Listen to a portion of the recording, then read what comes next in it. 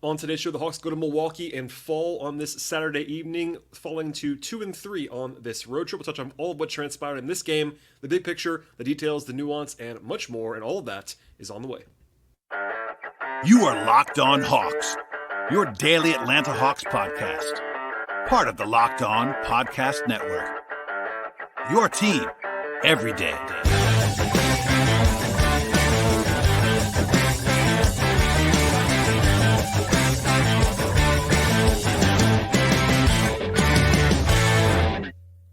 Hello, friends. Welcome to episode 1601 of the Locked On Hawks podcast. I am your host, Brad Rowland, coming to you on a Saturday evening into Sunday here in early December. And today's show is brought to you by FanDuel. If you're a new customer right now, you can get $150. Yes, $150 in bonus bets with any winning $5 moneyline bet at FanDuel. Visit FanDuel.com/lockedon right now to get started. Also, want to encourage you at the top of the podcast, as I always do on this show, to make us your first listen each and every day at Locked On Hawks. Check us out anywhere you get your podcasts, places like Spotify and Apple on the audio side, as well as YouTube on the video side for every episode. And the first game for the Hawks in the month of December, but it was the final game of a 5-game road trip for Atlanta, and they fall 132-121 up in Milwaukee against the always solid Milwaukee Bucks in a lot of ways. The game was much closer than the final score indicated, in my view. The Hawks were within a couple possessions with about 3 minutes to go, and then an ill-timed cold spell came on offense in crunch time. And the Hawks led a few times in this game, including in the second half. They were very competitive the entire way. You could certainly speculate that maybe they got a little bit tired at the end, given this is the longest road trip of the season for Atlanta with 5 games. But they were never up comfortably. They were down for the majority of the night.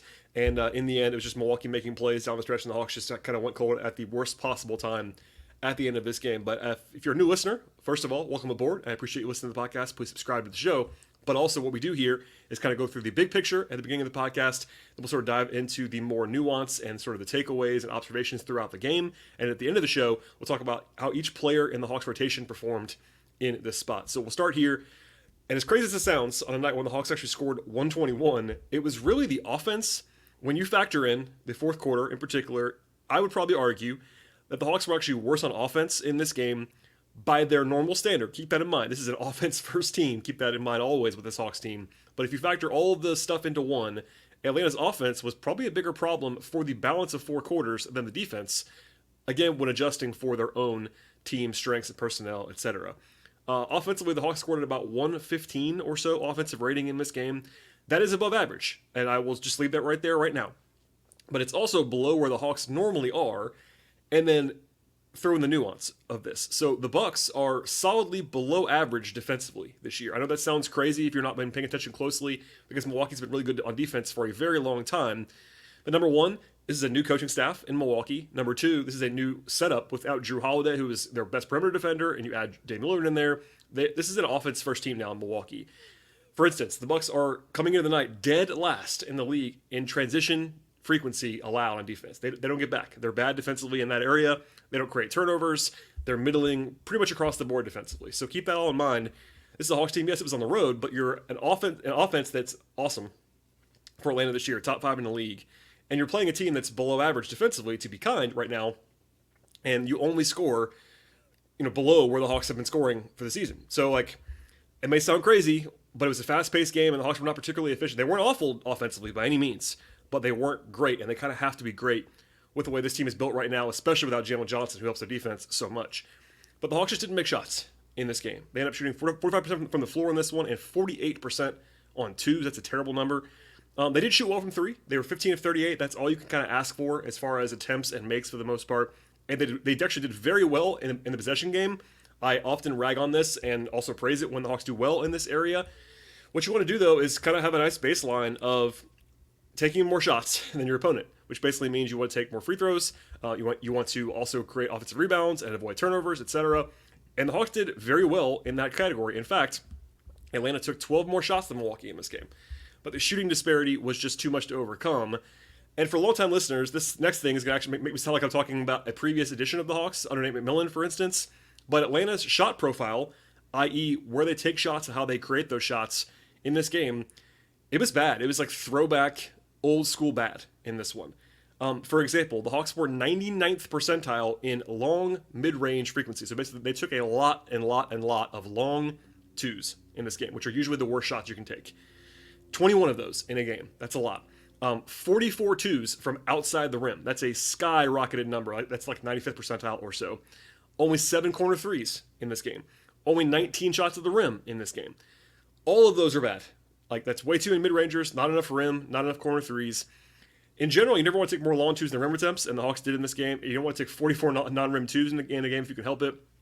Murray was probably the number one culprit of that. He took 12 non-rim twos in this game. He did start out hot in this one, but he loves that mid-range. He sort of settled for that a lot.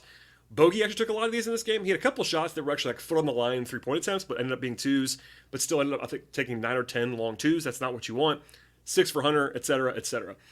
If you want to be generous about the shot profile in this game, and this is certainly something to keep in mind, and I have to note this, Milwaukee does play drop coverage. Brook Lopez is arguably the best rim protector in the league, certainly on the top 3 or 4 of that list. He's a massive, massive human being. And they want you to shoot those mid-range shots. So that's part of why the Hawks took so many, because that's what Milwaukee will allow you to take, quote unquote. But the Hawks shot above the league average from floater range, from mid-range, from long twos, from 3. Plus, they were better than average in turnovers and offensive rebounds, and they still did not produce at their normal offensive level, which means their shot profile was not where it needed to be in this game. So both can be true. The Hawks did not make shots. They did not execute very well. They might have run out of gas in the end of the fourth quarter. So all of that's it's one game. You don't want to overemphasize too many things in one game.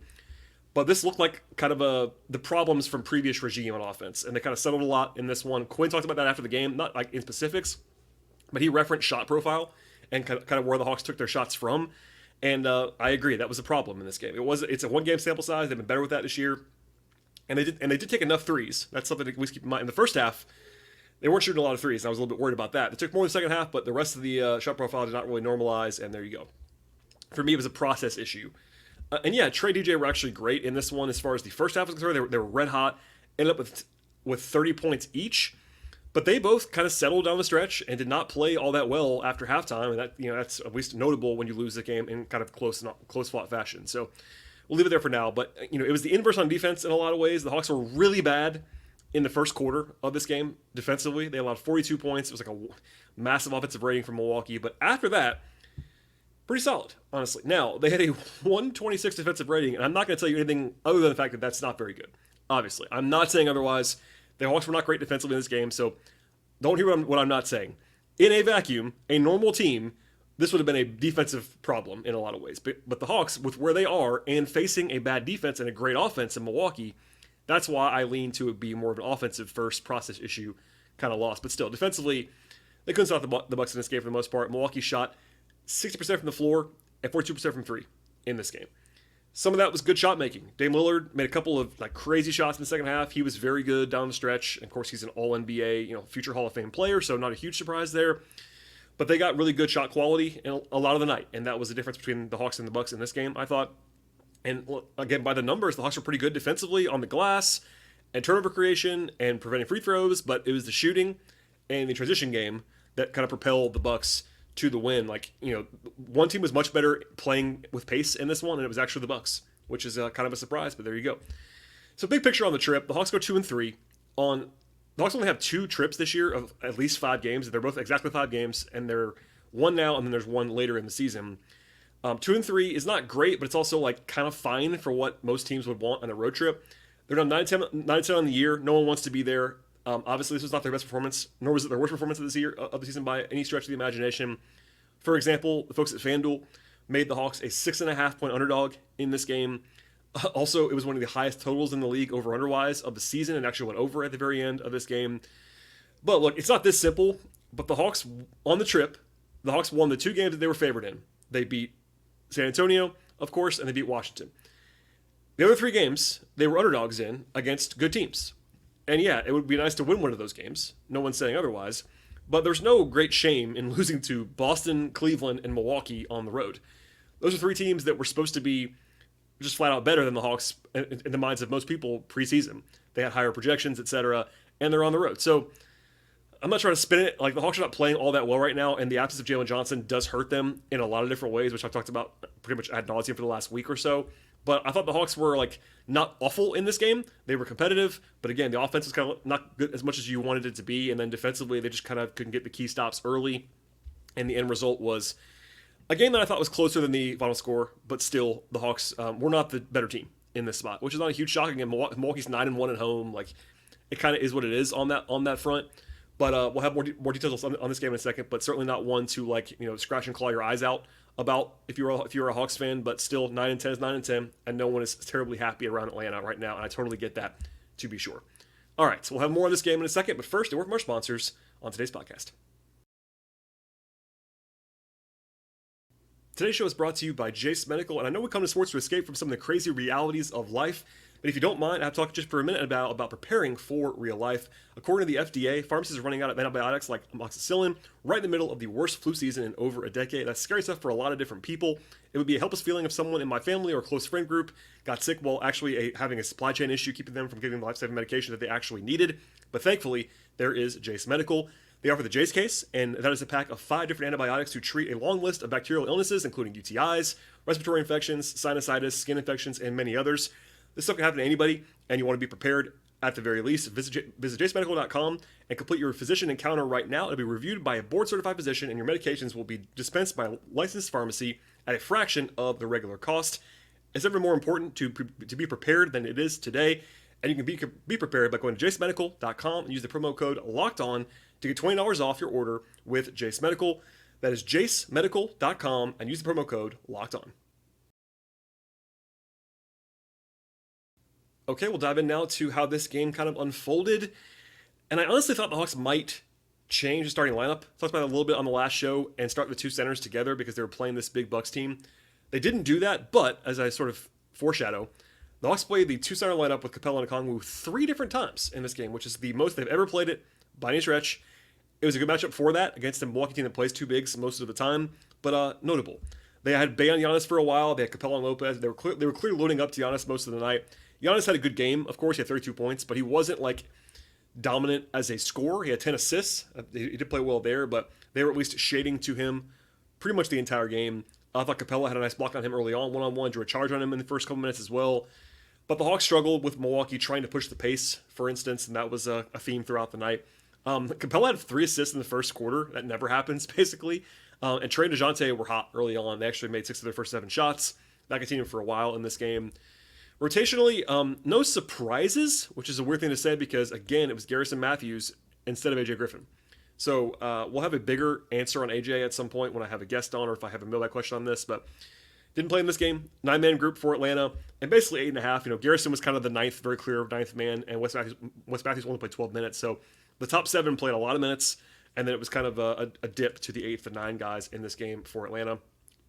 Bobby Portis made his first 5 shots from Milwaukee to kind of help push that first quarter I talked about earlier over the line because Milwaukee was just unconscious.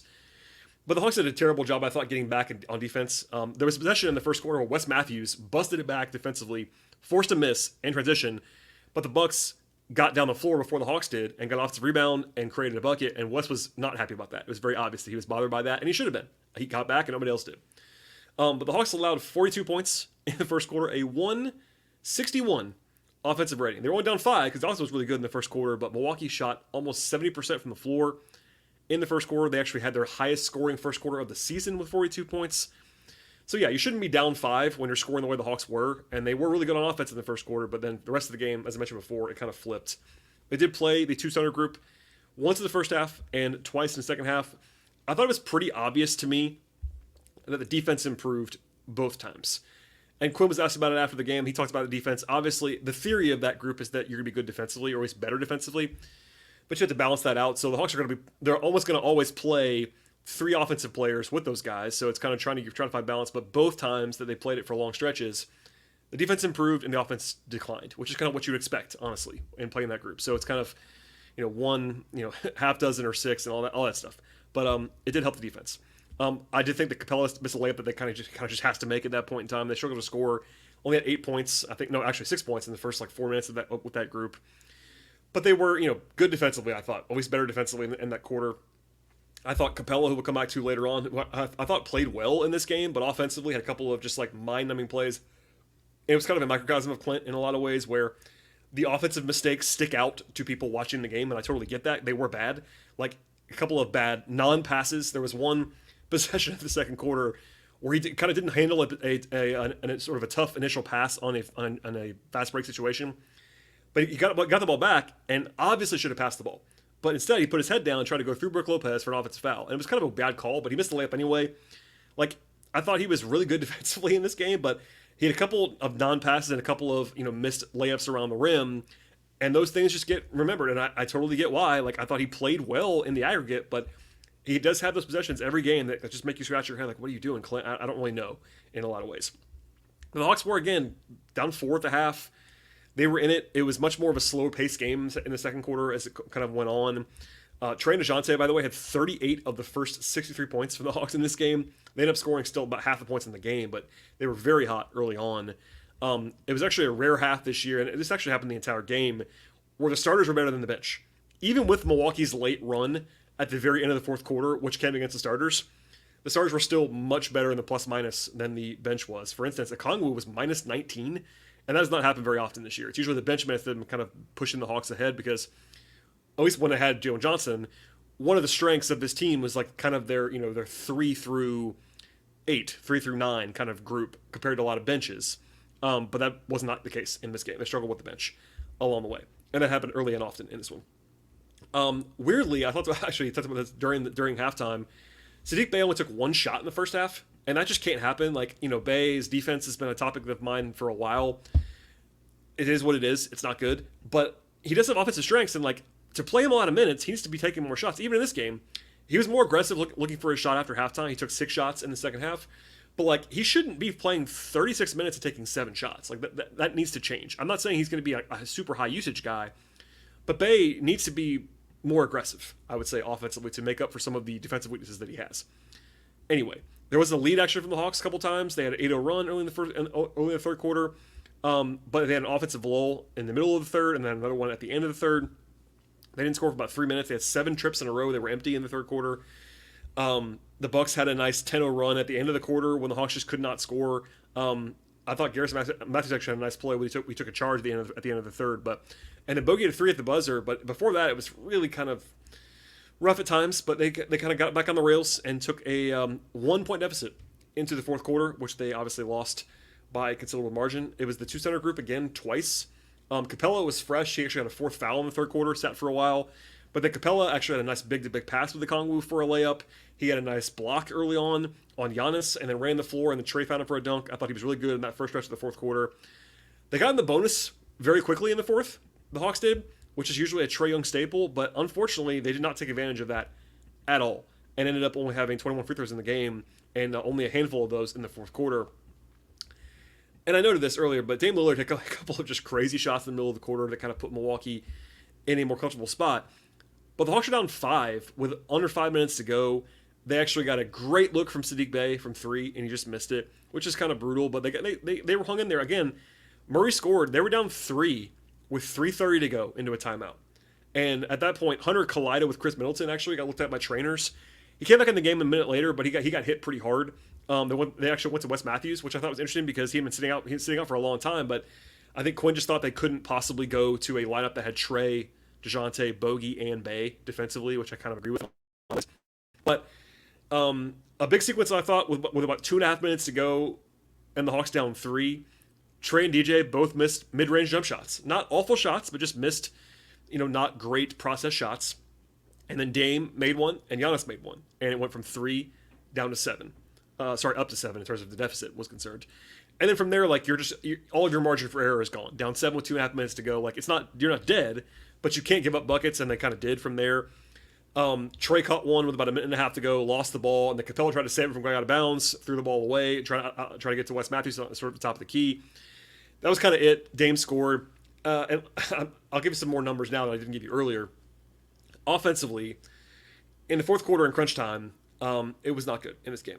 And I did see a lot of, I think, Hawks fans who were understandably frustrated in this game, for sure, kind of complaining about the fourth quarter offense as a whole. And yeah, that was a problem last year for Atlanta a lot. But this year it hasn't been. They've actually scored about a 117 offensive rating in the fourth quarter this year. That's good. Like, you can't really complain about that too much. But in this game, man, it was bad in the fourth quarter. They only had 23 points. That's the big number. But they shot 29% from the floor in the fourth quarter. It was too much ISO from me, especially from DeJounte, for my taste, in the fourth quarter. not enough Trey in general, and he wasn't great to be sure, but he was also not sort of a non-factor in a lot of ways in the fourth quarter, which can't happen. And Saddiq Bey made a totally meaningless three unless you had the over/under in this game with 3 seconds to go. But before that, the Hawks scored 4 points in about 5 minutes and 20 seconds at the end of the game, and that you're gonna lose. I mean that is what it is. It's very simple, but like especially this team, you just cannot have that kind of stretch. They were 10 from the floor with 2 turnovers in that period.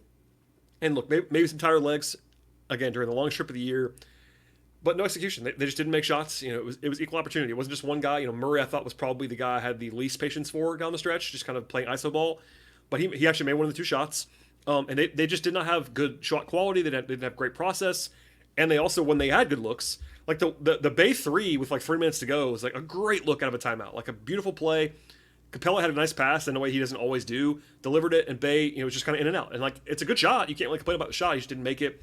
And yeah, look, it wasn't like the Hawks were locked to win. They were losing when the stretch started. But if all you knew about this game is that the Hawks had a stretch in crunch time of 4 points in 5 minutes plus, you're not going to be likely to win that game very often. And that's what happened at the end of the night. So again, 2-3 road trip. It is what it is. But a frustrating one for sure because the Hawks were right there. Like this is I deemed it a win. In the timeout with like 5 minutes to go, I said, look, this is a winnable game from the Hawks, but also they're uphill a little bit in terms of the battle, and I stand by that. Like they could have won this game, they could have stole it, but they weren't the better team, and the margin got away from them a little bit. But they just really ran out of gas, and it was unfortunate timing. And there you go, they're 9-10 on the season. Okay, we'll have more of this game when it comes to the player-by-player evaluations in a second. But first, a word from our sponsors on the show. Today's show is brought to you by FanDuel Sportsbook. As the weather gets colder, the NFL and NBA offers stay hot at FanDuel, America's #1 sportsbook. If you're a new customer, get $150 in terms of your dollars in bonus bets with any winning $5 moneyline bet. That's $150 in your pocket if your team wins. Beyond the awesome perks of signing up with FanDuel, they have all the stuff you're looking for across the sports betting space. They have point spreads and over-unders and money lines, player props, future bets, live betting, same-game parlays. It's all there for you at FanDuel. The app is safe, it's secure, and they have the entire range of interesting sports and things to wager on. NFL stuff, college football, big day in college football today, for instance. The NBA is, of course, there in prominent fashion. MLB futures are available, WNBA stuff, college basketball, golf, tennis, soccer, auto racing, etc., etc. It's all there for you at FanDuel. They have Hawks stuff as well. The Hawks play again, not for a few days, but they will have all the pregame stuff in advance of their returning game on Wednesday in Brooklyn.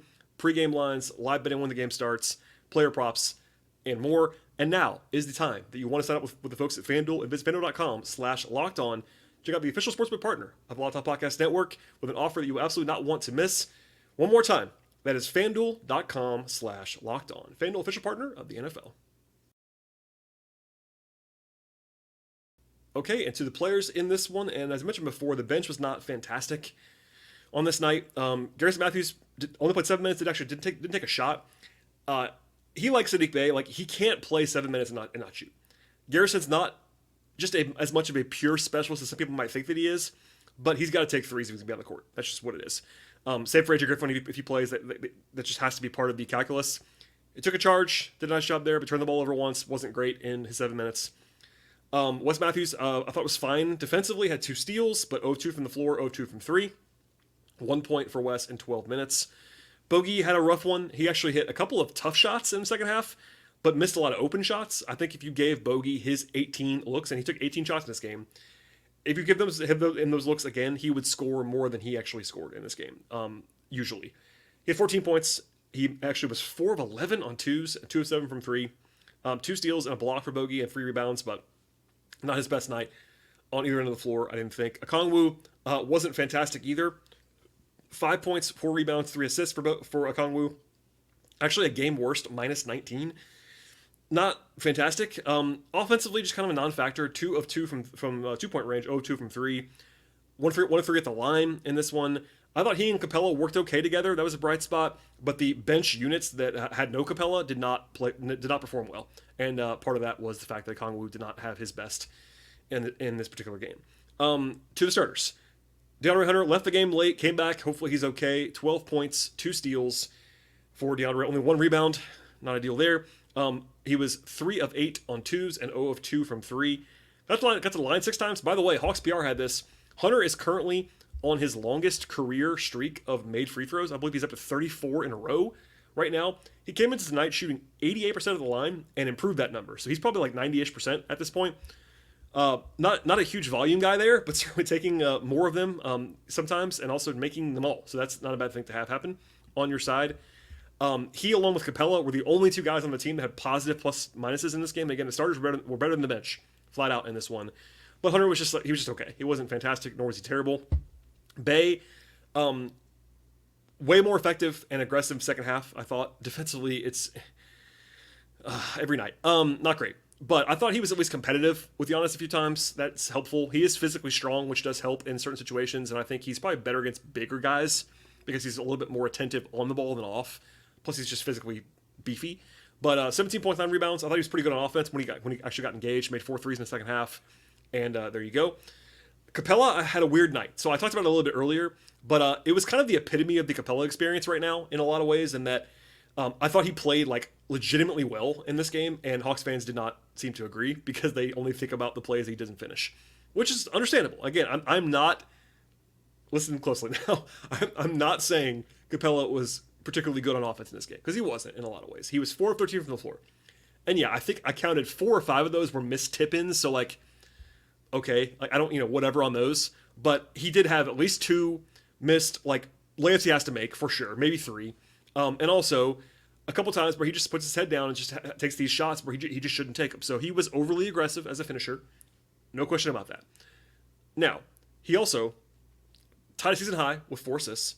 He set a new season high with 17 rebounds. He had 10 points. He had 3 blocks and a steal. Only 2 turnovers in the game. Was +1.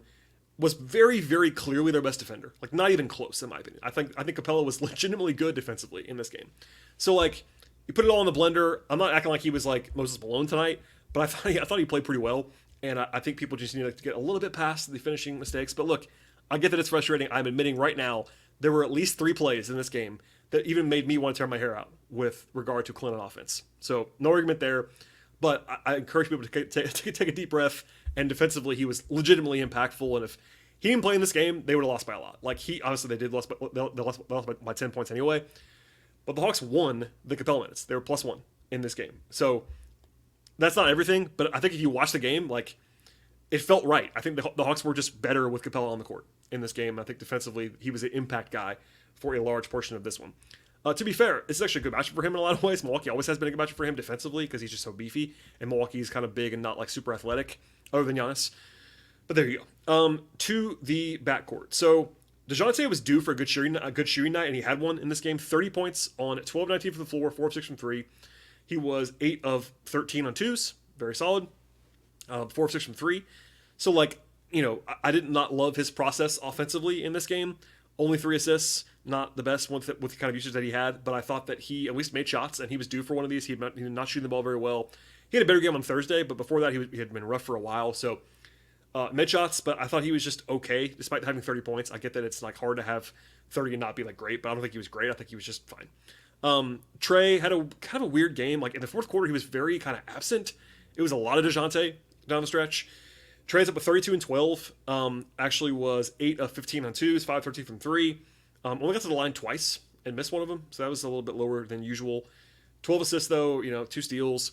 I thought Trey was, for 3 quarters, good, like actually good. In the fourth, you have to dig him some for that, but I thought he was not the problem, let's just say. So, we'll leave it there for now, but like you could certainly argue that no one, despite the fact that Trey and DeJounte both had 30 points, I don't think that anybody was like outstanding by their own standards in this game.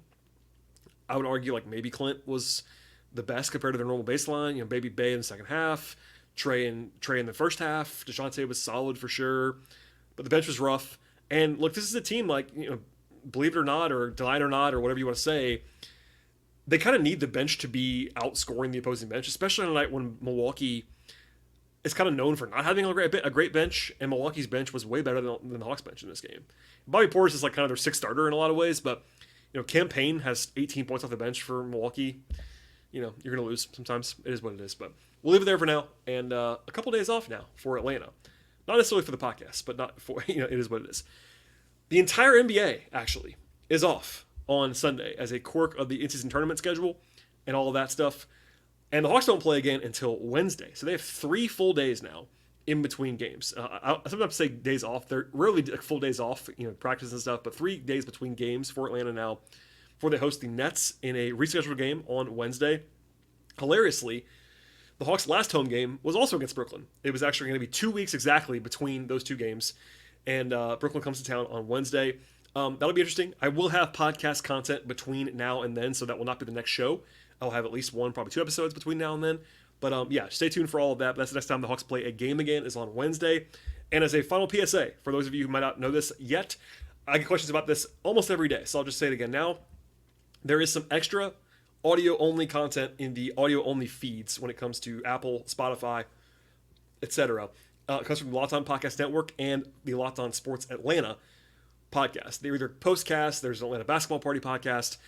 Those are not usually involving me. They have not involved me to this point, but they're on the feed and they're just bonus content. Listen to them, certainly. Encourage you to do that.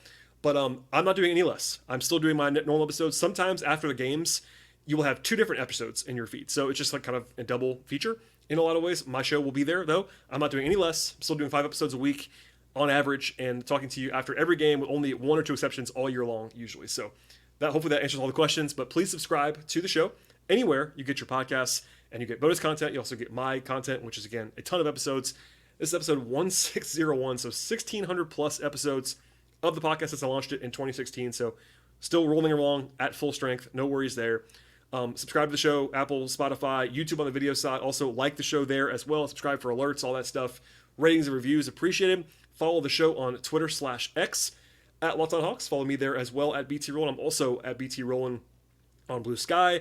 I have a Threads account these days. Anywhere you can try to find me on social media, I will probably be there in some form or fashion. Also, write about the Hawks at patreon.com/BT Rowland. There's a free option there, as well as a paid option to support that written work. And yeah, thank you for listening to the podcast, everybody. Enjoy the rest of your weekend, and we'll see you all at some point between now and the game on Wednesday. So stay tuned, subscribe to the podcast, and we'll see you all next time.